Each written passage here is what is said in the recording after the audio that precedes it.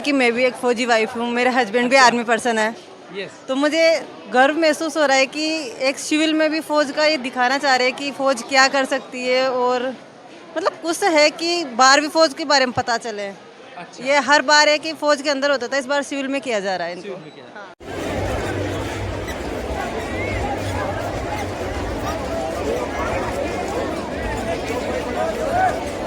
नमस्कार साथियों, मैं पुष्कर सिंह सामता, आप देख रहे हो झरोका राजस्थान न्यूज़। आज हम पहुँचे हैं भवानी निकेतन जो कॉलेज है वहाँ पर।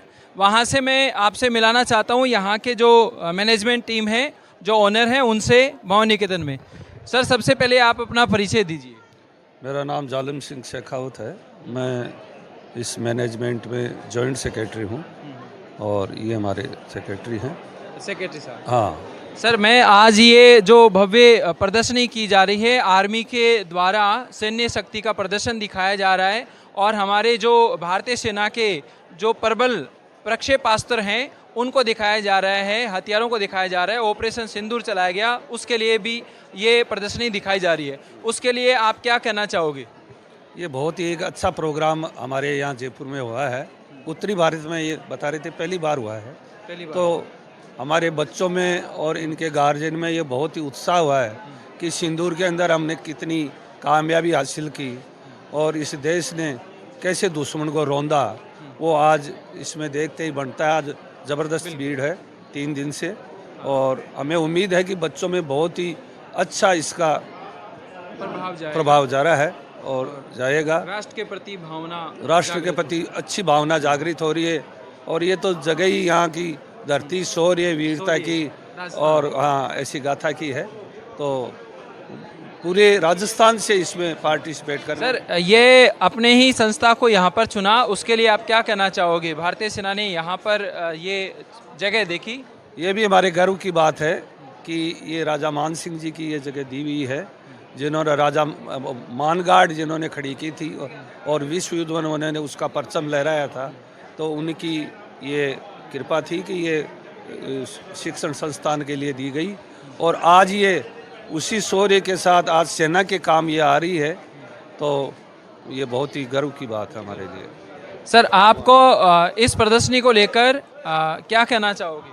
सबसे पहले तो मैं परिचय दूं, मेरा नाम सुदर्शन सिंह सूरपुरा है और यहाँ कार्यकारिणी में सेक्रेटरी हूँ और इसके लिए सबसे पहले परमिशन लेने आए थे। उस दिन से हम तो उत्साह था कि आर्मी का पहली बार दिल्ली से बाहर प्रोग्राम हो रहा है, वो भी जयपुर में। तो उस दिन से ही हमारी कार्यकारिणी बहुत उत्साही है और हमने फुल हमारे कर्मचारियों को भी लगा रखा है इसमें। टोटल कर्मचारियों को, एनसीसी गार्ड को लगा रखा है, स्काउट वालों को लगा रखा है और पूरी जो भी व्यवस्थाएं कर सकते हैं उसमें जोर शोर से बढ़ चढ़ के कर्मचारी सब लग रहे हैं। और जो व्यवस्था करने में, पार्किंग की व्यवस्था हो, चाहे कहीं रहने की व्यवस्था हो, कोई भी पानी वानी की प्रॉब्लम जो भी कोई हो, उसके लिए बहुत बड़ा उत्साह हो रहा है साहब हमारे लिए। हमारे यहाँ मिल रहा है बहुत ज़्यादा संख्या में भीड़ आ रही है, प्रदर्शनी को देखकर बहुत सारे उत्साह है। उसको इसके लिए कलेक्टर साहब की पहले भी मीटिंग हो चुकी है, सभी डिपार्टमेंटों को बोला था, शिक्षा समिति को, जिला शिक्षा को आदेश दिए थे सभी स्कूल में आनी चाहिए। हमारे यहाँ गौरव की बात है कि हमारे सैनिक स्कूल है, यहाँ पे भवानी निकेतन सैनिक स्कूल है। तो बच्चों को लिए बहुत देखने के, उनके पेरेंट्स भी आ रहे हैं उनके देखने के लिए और उसके साथ साथ में और बच्चे भी आ रहे हैं, उनके पेरेंट्स भी आ रहे हैं देखने के लिए। उनकी व्यवस्था में हमारे कर्मचारी लगे रहते हैं, बहुत उत्साह हो रहा है, मेला जैसा लग रहा है लोगों के यहाँ पे। आपका और कोई युवाओं को क्या संदेश देना चाहोगे? राष्ट्र के प्रति कैसी भावना रखे सर? हमारा युवाओं को यही संदेश है कि राष्ट्र के प्रति जैसे ये हमारे सैनिक जो भावना रखते हैं वही हो। यहाँ आज पूरी हिंदुस्तान के सैनिक आए हुए हैं यहाँ पर, हर स्टेट से, तमिलनाडु से भी है, बाहर से भी है, केरला से भी है, बेंगलोर से है। ये जिनसे मिलते हैं हम बहुत ही उत्साहित हैं, वो भी और हम भी उत्साहित हैं। और ये बच्चों को भी हम यही कहना चाहते हैं कि आप भी सेना में जाओ और हमारे देश की रक्षा के लिए मर मिटने की एक अच्छी भावना के साथ जाइए। आप मैनेजमेंट में देख रहे हो, आपका शुभ नाम क्या? सर, मेरा नाम रोहित जांगीड़ है। मैं एसएमएस हॉस्पिटल में as emergency and trauma health care पे हमारी यहाँ पे ड्यूटी लगी है। यहाँ पे हमें प्रशासन ने चेतावनियाँ दी हैं कि किसी भी प्रकार की किसी को भी मेडिकल की सहायता चाहिए तो वो हम प्रदान करेंगे। हमारे साथ लगभग CHMO ने लगभग 4 डॉक्टर्स की टीम लगाई है और बाकी अलग अलग सेक्टर्स में हमें डिवाइड करा गया है कि किस जगह आपको कहाँ पे वो करना है। ठीक है सर। आपका कुछ कहना चाहोगे इस भव्य प्रदर्शनी को लेकर? जो आपने देखा इन चीज़ों को, सारी चीज़ों को हाँ जी। अंदर से जाके देख के आए हो, तो उसके लिए क्या कहना चाहोगे जो देशभक्त हैं, राष्ट्रवाद के जो प्रक्षेपास्त्र हैं, उनको लेकर? पहली चीज़ तो ये और अपने जयपुर में हो रहा है, ये भी बहुत गर्व की बात है। ऑपरेशन सिंदूर को लेकर यहाँ पर जो प्रदर्शनी का दिखा रहे हैं और कैसे अपने प्रक्षेपास्त्र लगे, आपको हथियार लगे, उनके लिए आप क्या कहोगे? हम हथियार ये कि मैं तो पहले देख चुकी हूँ, लेकिन ये कि स्कूल के वाले बच्चे देख रहे हैं, इनको भी है कि हथियार ये होते हैं, मिसाइलें वगैरह लगी हुई है, तो इनको देखकर बच्चे भी खुश होते हैं और बाहर भी पता चलना चाहिए कि आर्मी वाले कितने एफर्ट उठाते हैं, कितना एफर्ट उठाते कितना हैं संघर्ष है। और ठीक है। कितने। और कोई अंतिम संदेश देना चाहोगे? जी नहीं, मेरे हस्बैंड बोले। सर आपका शुभ नाम सर? सर मैं हवलदार रामचरण जाट। मैं हवलदार रामचरण जाट। आज ये इतना भीड़ देख के मुझे इतना लग रहा है कि वास्तव में फौज में आके मैंने भी कुछ अचीव किया है, क्योंकि अभी अच्छा लग रहा है आज, बहुत अच्छा फील महसूस हो रहा है और फौज में होने के लिए मतलब बहुत गर्व महसूस हो रहा है, क्योंकि हमको देखने के लिए और हमारे आर्मी इक्विपमेंट को देखने के लिए इतनी भीड़ इकट्ठी हुई जो आज यहाँ पे। और मेरे को जहाँ तक लग रहा है कि ऑपरेशन सिंदूर के बाद सही में शायद अपना रुतबा आर्मी का बहुत बड़ा, ज़्यादा बड़ा हिंदुस्तान में, और उसके बाद और रिस्पेक्ट बहुत ज़्यादा मिल रहा है। तो ऑपरेशन सिंदूर की जो महिला लेडीज़ थी कुरैशी, उनके लिए आप क्या कहना चाहोगे? वो भी कल जयपुर में यहाँ पर थे। मैडम आज भी जयपुर में ही है, मैं अभी फिजिकली जस्ट उनसे मिलके भी आया हूँ। मैडम भी ग्राउंड में है और बच्चे और बाकी बहुत लोग उनको रिस्पेक्ट दे रहे हैं, उनसे कि मिलने के लिए बहुत एक्साइटेड है। मतलब एक लेडीज होके इतनी बड़ी सेना के ऑपरेशन अपना बहुत बड़ा योगदान दिया मैम ने, उसके लिए थैंक यू। बच्चे भी हमारे साथ मौजूद हैं। बेटा आपका क्या नाम है? ध्रुव अग्रवाल। ध्रुव अग्रवाल, आपने अंदर जाके देखा, क्या क्या देखा आपने? तो मैंने सेना की सारी जो तकनीकी है, सारी वैज्ञानिक जो भी मिसाइलें सब कुछ जो भी सेना ने अचीव करा है, वो सब कुछ मेरे को देखने को मिला। और ये बहुत गर्व महसूस होता है कि हम ऐसे देश में रहते हैं जहाँ पे इतना स्ट्रॉन्ग और इतना मजबूत प्रोटेक्शन है हमारे बॉर्डर्स पे, सुरक्षा को लेकर इतना उसे, और इतने सारे लोग यहाँ पे आए हैं अपने सैन्य कल्पनाओं को देखने के लिए, उसे महसूस करने के लिए, तो वो बहुत अच्छी बात है। बहुत अच्छी लगी। हाँ। बहुत अच्छा गर्व महसूस हो रहा है। अपने सर से बात लाते हैं, 1 मिनट सर, 2 शब्द आप भी बोलो। अपने यहाँ पर जो प्रदर्शनी लग रही है, सैन्य प्रदर्शनी, उनके लिए सेक्रेटरी साहब मौजूद हैं अपने कॉलेज से। तो सर यहाँ पर प्रदर्शनी लगी, बहुत गर्व की बात है, उसको लेकर आप क्या कहना चाहोगे? ऑपरेशन सिंदूर को लेकर क्या कहना चाहोगे? ये भीड़ इतनी तादाद है, उसको लेकर क्या कहोगे? ये जो नन्हे नन्हे मुन्ने बच्चे जो हैं, इस सर्दी में स्कूली बच्चे दिखाई दे रहे हैं, वो भारतीयता का गौरव और भारतीय सेना के प्रति सम्मान प्रकट करने के लिए आए। जिज्ञासा तो है ही इनकी। जिज्ञासा के साथ साथ ये वो नौजवान हैं जो अग्निवीर के माध्यम से या अन्य योजनाओं के माध्यम से भारत की सेना ज्वाइन करके भारत को मजबूती प्रदान करना चाहते हैं, भारत को ऐसे मुल्क के रूप में देखना चाहते हैं जो दुनिया की बहुत बहुत बड़ी ताकत के रूप में उभर रहा है। नहीं, सैन्य ने हर तरह की ताकत के रूप में, आर्थिक रूप से देश का विकास हो रहा है, टेक्नोलॉजी की दृष्टि से विकास हो रहा है, और हमारी सेना का तो कोई मुकाबला ही नहीं। दुनिया में हमारी सेना ने इतिहास कायम किया है।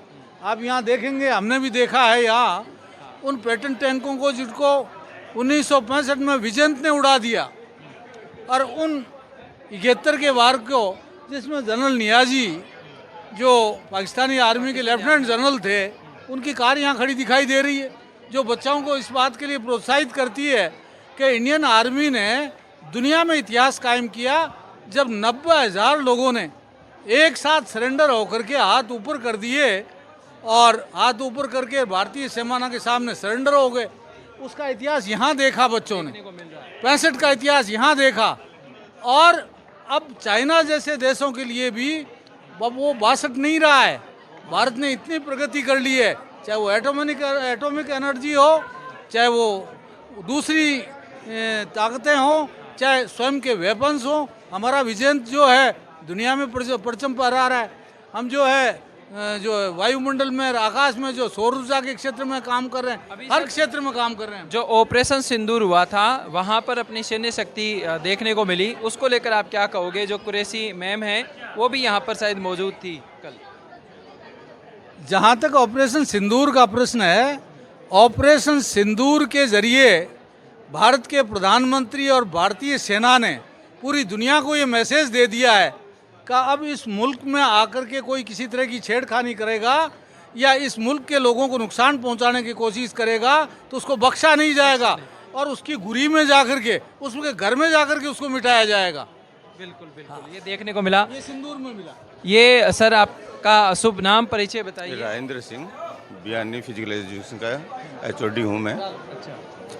अभी बच्चों को कि मेरे यहाँ पे क्या है कि जो यूनिफॉर्म है वो आर्मी पैटर्न पे है, तो उनको उस यूनिफॉर्म का फील आए और देखे कि मेरी देश ने, मेरी आर्मी ने कहाँ तक प्रगति कर ली। जो 61 से लेकर आज 2026 के बीच में क्या क्या चेंज आया है, वो आज शुरू से लेकर लास्ट तक का सारा डिस्प्ले कर रखा है यहाँ पे। जिससे ये है कि मेरा देश कोई धमकियाँ देता ना, हम ये करें वो करें, उनको ये रहे कि ये कोई धमकियाँ, बाकी होना जाना कुछ भी नहीं है। और इस प्रदर्शनी को लेकर आप क्या कहना चाहोगे? आपको यहाँ पर इतना सौभाग्य मिला उसको लेकर? नहीं, ये कम चांस होते हैं ऐसा मिलने का, और राजस्थान का, उसमें जयपुर का, और जयपुर में भवानी निकेतन का सौभाग्य है कि ये प्रदर्शनी यहाँ पर लगी, जिससे हम रूबरू हो सके। खुशी महसूस हो रही है? तो खुशी है, जब तो सुबह से लेकर अब तक यहाँ खड़े हैं, खुशी के लिए तो खड़े हैं। बिल्कुल, हमने बातचीत की। बहुत बहुत धन्यवाद सर आपका या हमारे चैनल पर।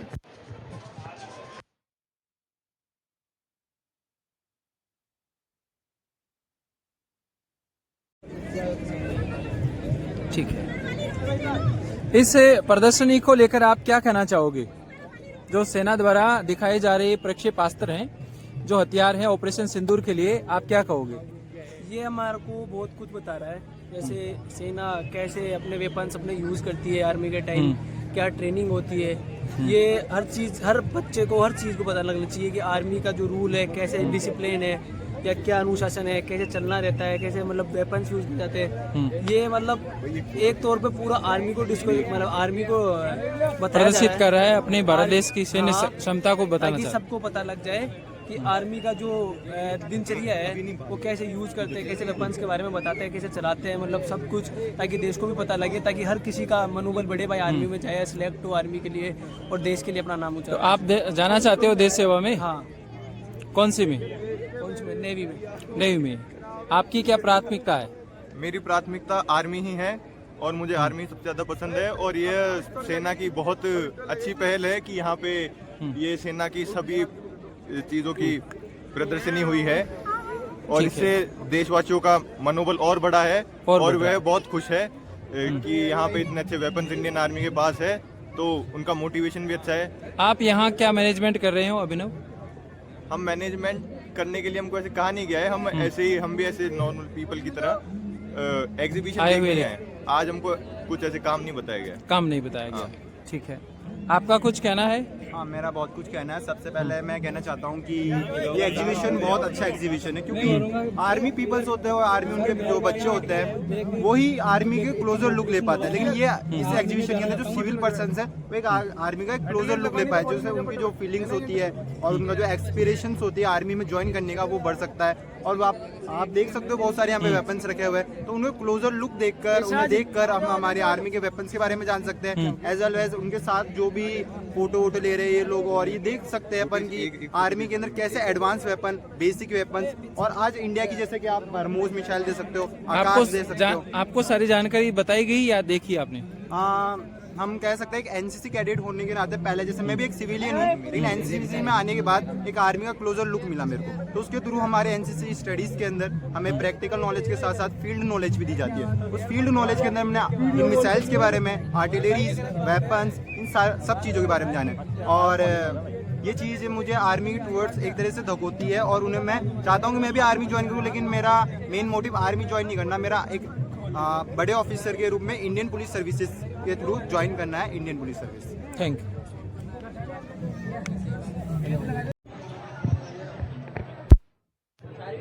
जय हिंद सर।